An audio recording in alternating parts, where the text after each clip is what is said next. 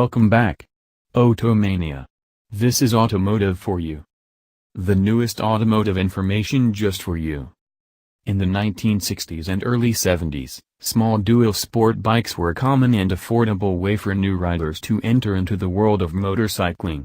Today sees a resurgence in the titular dual-purpose bikes, with Honda recently offering up its updated CRF250L, $5,149, plus $330 destination charge, and the mechanically similar CRF250L Rally, an adventure-styled quarter-liter mount. Now comes along the freshened KLX250 from Kawasaki after a 3-year hiatus, ringing in at $5,349 for the lime green color option.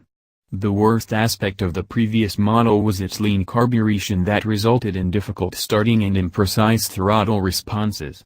Addressing that issue is a fuel injection system utilizing a 10-hole injector that delivers easier starting and improved performance while purportedly consuming less fuel. The EFA system has actually been available in overseas markets for several years. The addition of injection to the dock, 4-valve motor yields livelier throttle response, but its output is still quite tame.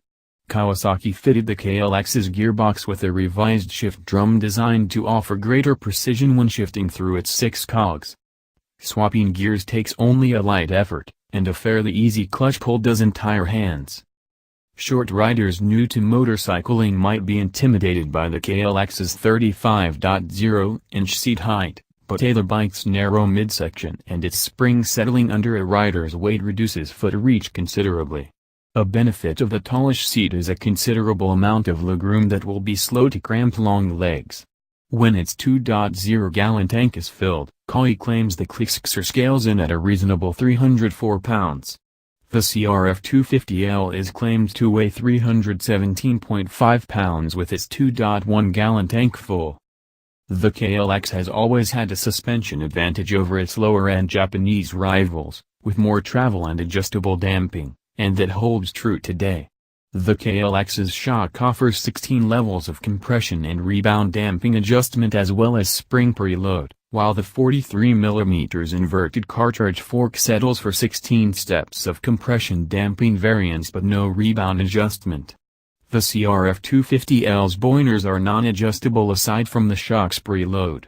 The Kawai's front and rear suspension travel is listed at 10.0 and 9.1 inches, respectively, which closely compares with the CRF's 9.6 and 9.4 inches. The KLX comports itself well around town, with its injected motor offering enough jump to stay ahead of car traffic if desired. Highway cruising is fairly painless, with the counterbalanced 249cc single dishing out performance adequate to achieve 80+ mph, although it's happier at 70. The KLX's 21-inch front wheel and semi-knobby tires feel a bit odd out on the streets, but the bike's light nature easily heeds the commands of its pilot. Steering responses are quick but always predictable and linear, and a shove on its wide handlebar ensures snappy reactions when needed. Riding a dual sport significantly multiplies the places where a motorcycle can be ridden, allowing off-road excursions whenever dirt opportunities present themselves. Our ride on the updated KLX nicely illustrated the horizon-expanding capabilities of lightweight, off-road capable machines by pointing us into the Santa Ana Mountains, an uninhabited area that feels a million miles away from the concrete-encrusted orange country in SoCal despite being right next to it. The KLX250 shines in this environment.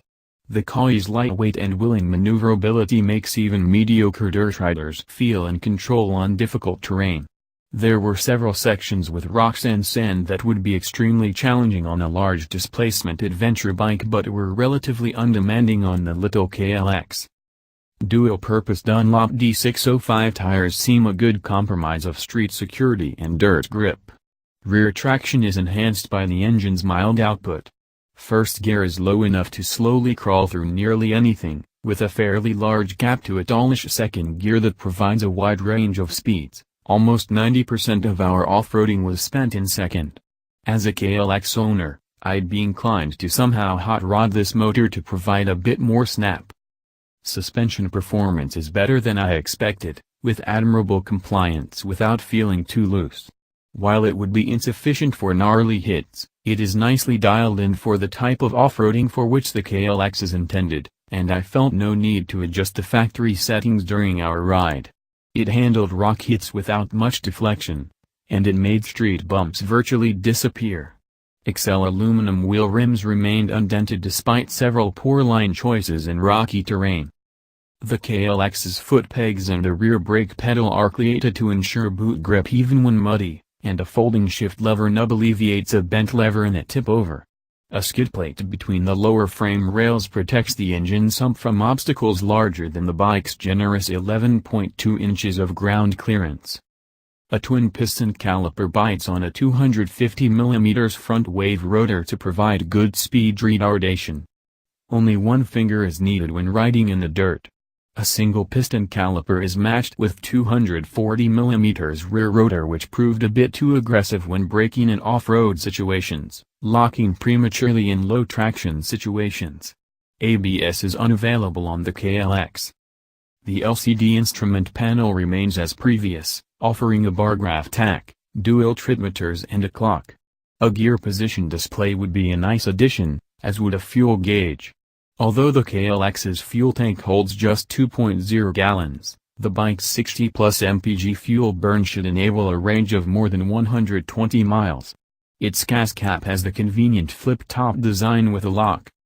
The return of the KLX250 to Kawasaki's lineup is well-timed for the contemporary moto market, offering a proven platform on which to enable the establishment of riding skills for newbies and adequate performance for more experienced riders. Taller noobs who feel cramped on small displacement sport bikes will find the KLX's much rangier ergos much more accommodating. The return of the KLX250. Perhaps it's time to again look toward the dual sport category for a versatile way to get new riders into the world of motorcycling. Okay, that's all Automania. See you at the next automotive info, and thank you for watching Automotive for You.